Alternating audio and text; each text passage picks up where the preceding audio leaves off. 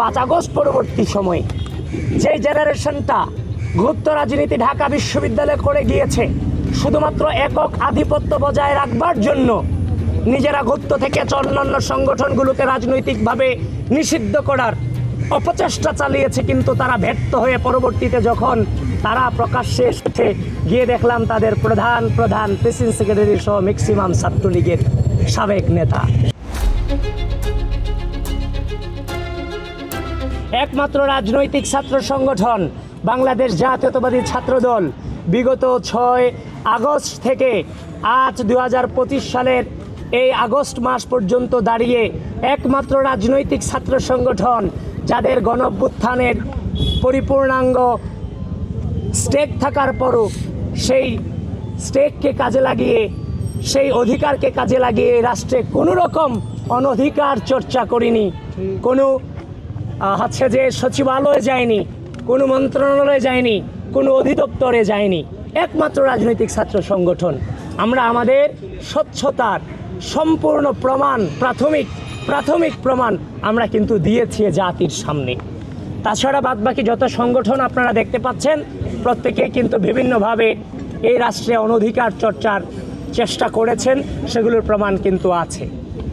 তারপরেও এই নির্বাচন কেন্দ্রিক আমাদের বিরুদ্ধে একটা অপপ্রচার চালানো হয়েছে যে ছাত্রদল নির্বাচন চায় না, কিন্তু ছাত্রদল, বাংলাদেশ জাতীয়তাবাদী ছাত্রদল যখন নির্বাচনে প্রচারণা আমরা শুরু করিনি, জাস্ট আমরা এন্ট্রি নিয়েছি, তাই দেখছি যে অন্যান্য সংগঠন কিংবা প্রতিপক্ষ আমাদেরকে বিভিন্নভাবে সাইবার বুলিংয়ের মাধ্যমে, আমাদের মেয়েদেরকে বিভিন্নভাবে হেনস্থার মধ্য দিয়ে আমাদেরকে বারবার বিভিন্নভাবে বাধাগ্রস্ত করার চেষ্টা করে যাচ্ছে এবং আমাদের সম্পর্কে বিভিন্ন অনৈতিক অভিযোগ তারা নিয়ে আসছে যে আমরা আচরণবিধি মানি না, এটা করি না, সেটা করি না। শোনেন, আমাদের পক্ষে নাকি প্রশাসন পক্ষপাতিত্ব করছে।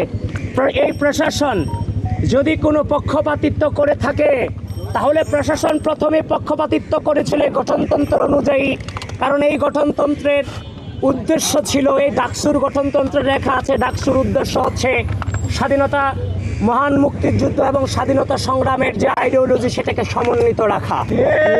এবং সেই স্বাধীনতা সংগ্রাম এবং স্বাধীনতার আইডিওলজিকে যারা ধারণ করে না তাদেরকে নির্বাচনী প্রক্রিয়ায় অংশগ্রহণ করানোর মধ্য দিয়ে প্রথমেই ঢাকা বিশ্ববিদ্যালয় প্রশাসন পক্ষপাতিত্ব করেছে। দেখেন, আমি প্রতিহিংসার রাজনীতিকে বারংবার আমরা নিরুৎসাহিত করেছি, কিন্তু আপনি বারবার আমাদেরকে সাধারণ শিক্ষার্থীদের ব্যানারে আপনারা আমাদেরকে আঘাত করেছেন।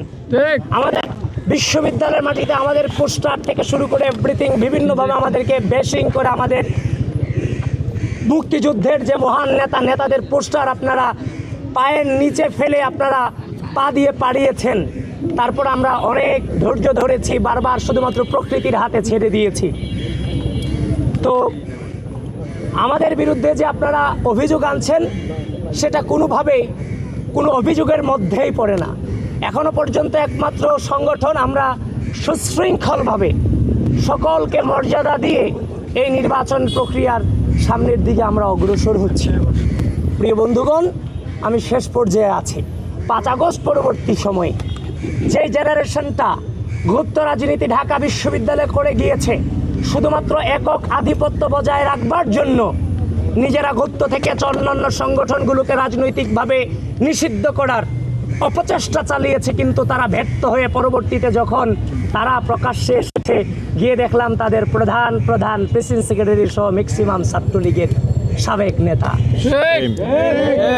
তো এখন 5 আগস্ট পরবর্তী সময় আমরা এই জেনারেশনটা কখনো কল্পনা করিনি যে তারাও তাদের যে পূর্বসূরি মুক্তিযুদ্ধ সম্পর্কে যে ধারণা ওন করে তারা এটাকে ওন করে, এটা আমরা চিন্তা করি না। আমরা ভেবেছিলাম আমরা একই জেনারেশন, কিন্তু 5 আগস্ট পরবর্তী সময় ঢাকা বিশ্ববিদ্যালয়ের মাটিতে রাজাকার শব্দটাকে জেনারেলাইজেশন করুন, মুক্তিযুদ্ধ ভুলক্রমে হয়েছে ম্যাগাজিনে এই ধরনের তথ্য প্রকাশ করুন, জাতীয় সঙ্গীতকে অবমাননা করুন, টিএসসিতে দাঁড়িয়ে যারা স্বীকৃত রাজাকার, বিচার প্রক্রিয়া নিয়ে অবশ্যই প্রশ্ন আছে, কিন্তু যারা স্বীকৃত রাজাকার তাদের তো ছবি আপনি টিএসসিতে টানাতে পারেন না। এবং টিএসসিতে হচ্ছে যে নারীদের ছবি জুম করে তুলে বিভিন্ন নারী বিদ্বেষী যে আচরণ সুতরাং গণঅভ্যুত্থান পরবর্তী সময়ে ক্যাম্পাসে বারংবার মুক্তিযুদ্ধ এবং নারীদের বিষয়ে আপনারা বারবার কুৎসা রটনা করেছেন।